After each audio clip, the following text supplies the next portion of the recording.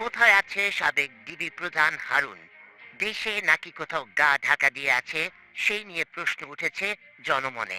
জানা গেছে শেখ হাসিনা পদত্যাগ করে দেশ ছাড়ার পরপরই পালিয়ে গেছে ঢাকা মহানগর গোয়েন্দা পুলিশের সাবেক প্রধান মোহাম্মদ হারুনুর রশিদ। পুলিশের একটি সূত্র এই তথ্য নিশ্চিত করেছে গণমাধ্যমকে।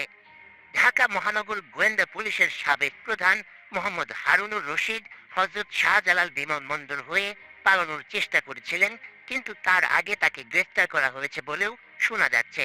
তবে সত্যতা নিশ্চিত করতে পারেনি কেউ।